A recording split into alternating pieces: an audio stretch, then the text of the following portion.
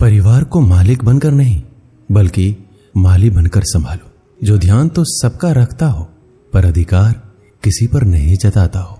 श्री कृष्ण कहते हैं, कोई मौका दे तो उसे धोखा मत देना, और कोई धोखा दे तो उसे मौका मत देना।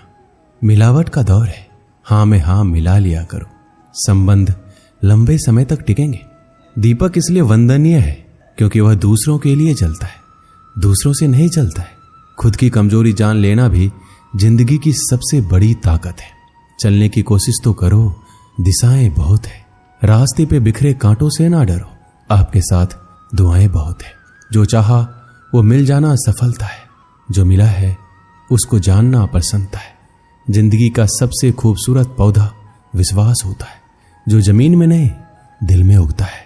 अगर आप उस इंसान को ढूंढ रहे हैं जो आपकी जिंदगी बदल सकते हैं, तो एक बार आईने में देख लीजिए। खुद से ज्यादा हमें कोई नहीं बदल सकता।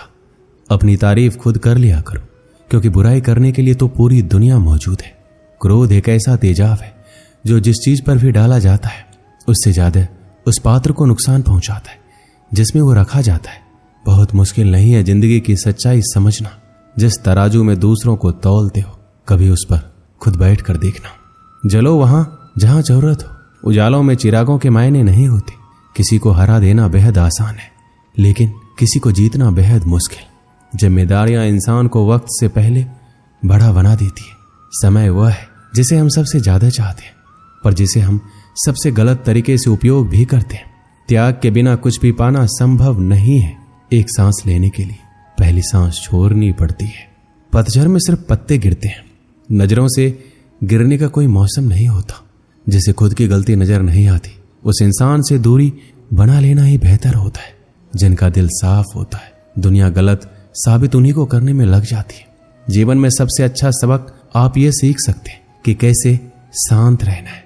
यदि आप अपने सपने को पाने की हिम्मत रखते हो तो आपका हर सपना सच हो सकता है। समस्याएं देखकर जीवन में कभी हार मत मानो। क्या पता इसी समस्या के अंदर तुम्हारी एक बड़ी शुरुआत छुपी हो। अगर कष्ट बड़ा है तो कामयाबी भी बड़ी ही मिलेगी।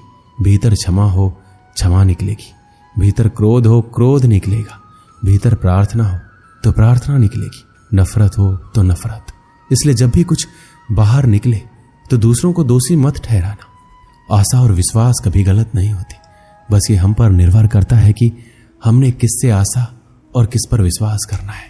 विचारों की खूबसूरती कहीं से भी मिले चुरा लो, क्योंकि चेहरे की खूबसूरती तो उम्र के साथ बदल जाती है, मगर विचारों की खूबसूरती हमेशा दिलों में अमर रहती है। जब हम कोई भी कार्य भगवान की याद में रहकर करते हैं तो उसमें भगवान की शक्तियां हमारी मदद करती हैं और हमारी सफलता निश्चित हो जाती है। अपनी परिस्थिति परमात्मा को सौंप दीजिए, क्योंकि जितना आप जीवन भर में कर सकते हैं उससे कहीं ज्यादा वो एक पल में कर सकते हैं। जिस इंसान को भगवान पसंद करते हैं, जिसे वो अपना खास बनाना चाहते हैं, उन्हें वो हमेशा असफल रखते हैं, हमेशा उनकी जिंदगी में मुसीबत डालते हैं। अगर आप हार रहे हो तो ये बड़ा संकेत है कि भगवान के उन खास इंसानों में से आप एक हो जिन्हें वो आगे पहुंचाना चाहते हैं। दुनिया में कुछ ऐसे इंसान होते हैं जिन्हें आप कितना भी प्यार, मान, सम्मान दो, फिर भी क्या करते हैं, सिर्फ धोखा ही देते हैं। क्योंकि आप लोगों की फितरत कभी नहीं बदल सकते। पत्नी पसंद से मिलती है, मगर माँ बाप तो पुण्य से मिलते हैं। उनकी परवाह मत करो जिनका विश्वास वक्त के साथ बदल जाए। परवाह सदा उनकी करो जिनका विश्वास आप पर तब भी बना रहे जब आपका वक्त बदल जाए। रिश्ता चाहे जो भी हो, मजबूर नहीं मजबूत होना चाहिए। जीवन में धैर्य अत्यंत महत्वपूर्ण है, क्योंकि यह बात हमेशा याद रखिए, बूंद बूंद पानी से ही घड़ा भरता है। मन की सच्चाई और अच्छाई कभी व्यर्थ नहीं जाती। ये वो पूजा है जिसकी खोज ईश्वर खुद करते हैं। सुख हमारे अहंकार की परीक्षा लेता है, जबकि दुख हमारे धैर्य की। दोनों परीक्षाओं में उत्तीर्ण होकर ही हमारा जीवन सफल होता है। प्यार और सम्मान दो ऐसे उपहार है, अगर आप सभी को देने लग जाओ तो बेजुबान भी छुप जाते हैं। जिस दिन तुम्हें अपना मूल्य पता लग गया, उस दिन के बाद तुम किसी के द्वारा की गई निंदा या प्रशंसा से कोई फर्क नहीं पड़ेगा। संपूर्ण संसार में दुख से बड़ा कोई मित्र नहीं, क्योंकि दुख ही है जो इंसान को ईश्वर की याद दिलाता है। अच्छे व्यक्ति को समझने के लिए अच्छा हृदय चाहिए, ना कि अच्छा दिमाग, क्योंकि दिमाग हमेशा तर्क करेगा और हृदय हमेशा प्रेम भाव दिखेगा। सत्य केवल उन लोगों के लिए कड़वा होता है जो लोग झूठ बोलने के आदी हो चुके हैं। हर अनुभव कुछ ना कुछ सिखाता है, इसलिए हर अनुभव महत्वपूर्ण है। हम अपनी गलतियों से भी सीख सकते हैं। पेट में गया हुआ विष केवल एक मनुष्य को मारता है, परंतु कान में गया हुआ विष कई संबंधों को मार देता है। अपनी नजर हमेशा उस चीज पर रखो जिसे तुम पाना चाहते हो, उस पर नहीं जिसे तुम खो चुके हो। इंसान की आदत है, नहीं मिला तो सब्र नहीं करता, और मिल जाए तो कदर नहीं करता। जिंदगी में सब लोग दोस्त या रिश्तेदार बनकर नहीं आते, कुछ लोग सबक बनकर भी आते हैं। पीठ हमेशा मजबूत रखनी चाहिए, क्योंकि शाबाशी और धोखा दोनों ही पीछे से मिलते हैं। कुछ लोग आपसे इसलिए भी नफरत करने लग जाते हैं क्योंकि आपकी सही बातें उन्हें कड़वी लग जाती हैं। जो साथ रहकर भी किसी के हो वो दूर रहे तो ही अच्छा है। किस्मत सिर्फ मेहनत से बदलती है, बैठकर सोचते रहने से नहीं। सिर्फ उसी के सामने झुको, वो किसी के सामने तुम्हें झुकने नहीं देगा। श्री कृष्ण कहते हैं, करने दो जो आपकी बुराई करते हैं। ऐसी छोटी छोटी बातें तो सिर्फ छोटे लोग ही करते हैं। सिर्फ धोखा देना ही धोखा नहीं होता, लेकिन किसी के साथ अपनेपन का नाटक करना ये बहुत ही बड़ा धोखा होता है। जो आपकी सही बातों का भी गलत मतलब निकालते हैं, उनको सफाई देने में अपना वक्त बर्बाद मत करो। एक दिन शिकायत आपको वक्त से नहीं बल्कि खुद से होगी कि एक खूबसूरत जिंदगी आपके सामने थी और आप दुनियादारी में उलझे रहे। एक बार माफ करके अच्छे बन जाओ, परंतु दोबारा उस इंसान पर भरोसा करके बेवकूफ मत बनो। अपने तो वो होते हैं जिन्हें आपके दर्द का एहसास हो, वरना हाल चाल तो रोड पर आते जाते लोग भी पूछ लेते। मेहनत का फल और समस्याओं का हल देरी से ही सही पर मिलता जरूर है। जब आप दूसरों का अच्छा चाहते हैं तो वही चीजें आपके जीवन में वापस आती हैं। यही प्रकृति का नियम है। टूटी हुई चीजें सबसे ज्यादा तकलीफ देती है, जैसे भरोसा, दिल, नींद और सबसे अधिक उम्मीद। बस तुम खुद से मत हारना, बाकी सब श्री कृष्ण देख लेंगे। जो इंसान अच्छे विचारों और अच्छे संस्कारों को पकड़ लेता है, उनके हाथ में मानव पकड़ने की जरूरत नहीं पड़ती। वक्त जब न्याय करता है तो गवाहों की जरूरत नहीं पड़ती। माफी मांगने वाले हमेशा गलत नहीं होते। कुछ लोग झुक जाते हैं, पता है क्यों? रिश्तों को बचाने के लिए। इच्छा पूरी नहीं होगी तो क्रोध बढ़ेगा, और पूरी होने पर लोभ। इसलिए जीवन में हर परिस्थिति में धैर्य बनाए रखना ही श्रेष्ठ है। कई वर्षों पहले एक राज्य में मिदास नाम का एक लोभी राजा राज्य करता था। उसकी एक बहुत ही सुंदर पुत्री थी जिसका नाम सुनैना था। मिदास अपनी पुत्री से बेहद प्रेम करता था, किंतु उससे कहीं अधिक उसे सोने से प्रेम था। उसके खजाने में सोने का भंडार था। उतना सोना दुनिया में किसी भी राजा के खजाने में नहीं था। इसके बाद भी खजाने में जितना सोना बढ़ता, राजा मिदास की लालसा उतनी ही बढ़ती जाती। उसके दिन का अधिकांश समय खजाने में रखे सोने को गिनने में निकल जाता था। सोने के लालसा में अक्सर वह अपनी पुत्री को अनदेखा कर देता था।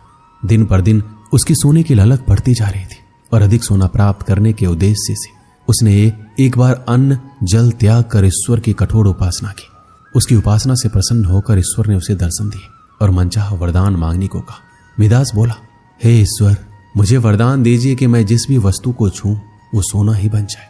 ईश्वर मिदास की लालसा समझ रहे थे। वरदान देने के पूर्व उन्होंने पूछा, राजन, क्या ये वरदान मांगने के पूर्व तुमने अच्छी तरह विचार कर लिया है? हे ईश्वर, मैं इस विश्व का सबसे धनी राजा बनना चाहता हूं। मैंने अच्छी तरह से सोच लिया है, मुझे यही वरदान चाहिए। कृपया मुझे यह वरदान प्रदान कीजिए। तथास्तु, मैं तुम्हें वरदान देता हूं कि कल सूर्य की पहली किरण के साथ तुम जिस भी वस्तु को छुओगे वो सोने की बन जाएगी। आशीर्वाद देने के उपरांत ईश्वर अंतर्ध्यान हो गए।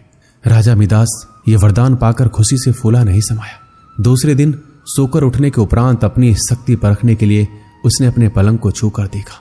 वह पलंग सोने का बन गया। मिदास बहुत खुश हुआ। दिन भर वह सुध बुध खोकर अपने महल के हर चीजों को सोने में परिवर्तित करने में लगा रहा। उसे भोजन तक का होश ना रहा। शाम तक वह थक कर चूर हो गया था। उसे जोरों की भूख लग गई थी। उसने अपने सेवकों को भोजन परोसने के लिए कहा। भोजन परोसा गया, किंतु ये क्या, जैसे उसने भोजन को हाथ लगाया तो सोने में परिवर्तित हो गया।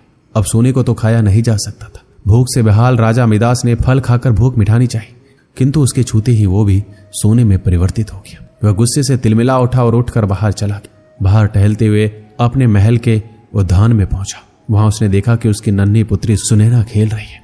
उसका सुंदर मुख देख राजा के मन में प्रेम उमड़ आया। कुछ क्षणों के लिए वह अपनी भूख भूल गया।